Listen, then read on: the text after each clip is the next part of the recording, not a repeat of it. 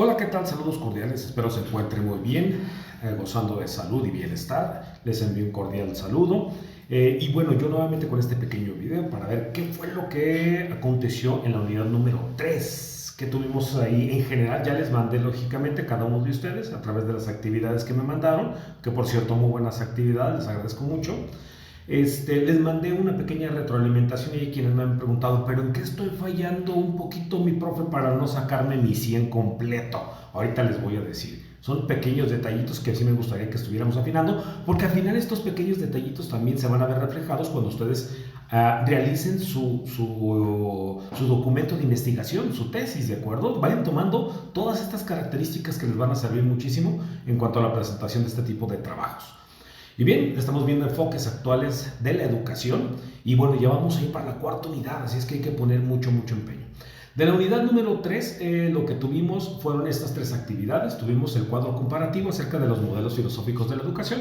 Tuvimos el foro, que me gustó mucho el foro. Esta vez sí, la gran mayoría logró hacer las 4 publicaciones. Recordemos que en los foros llevamos 4 publicaciones, una al inicio de la semana, a través de responder las preguntas detonadoras, los 2 que son la retroalimentación a 2 de sus compañeros y la final, que es a manera de reflexión final al final de la semana.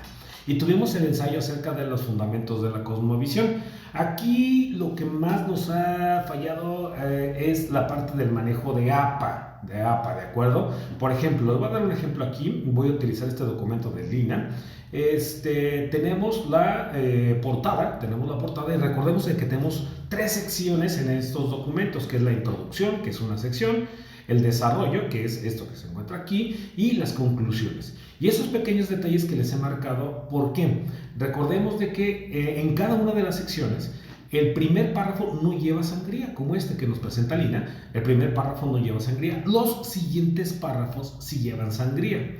Y, por ejemplo, aquí hay un conector, es el conector, este conector que me hila la situación con mi párrafo anterior. Entonces eso es muy bueno.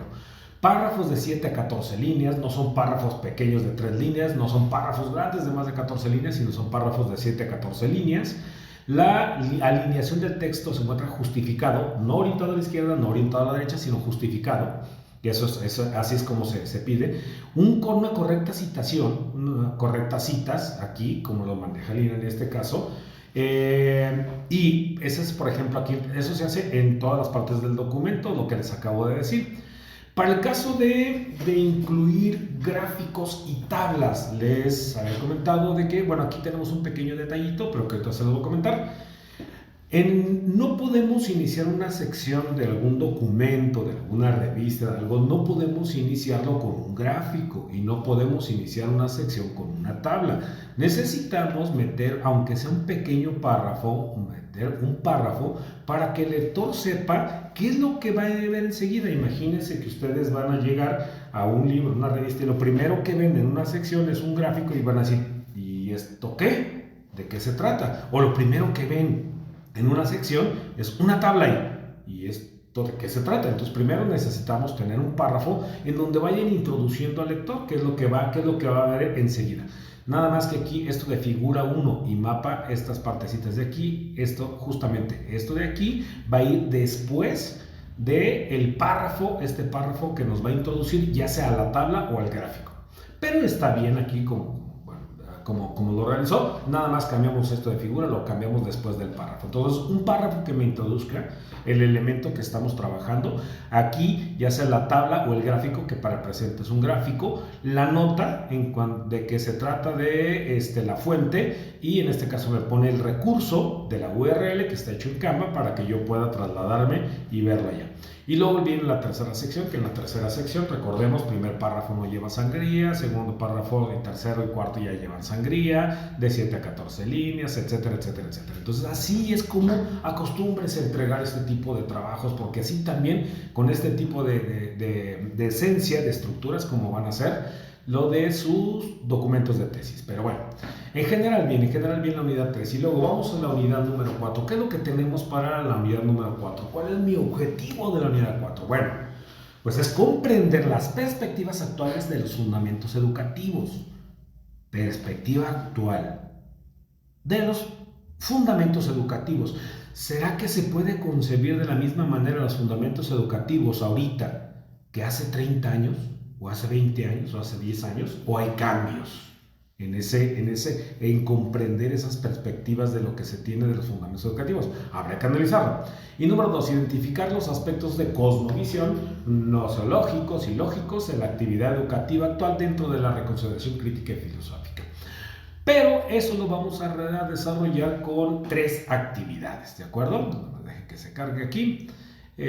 Vamos a desarrollarlo con 3 actividades. Perdón, 2 actividades. 2 actividades nada más tenemos para la unidad número 4.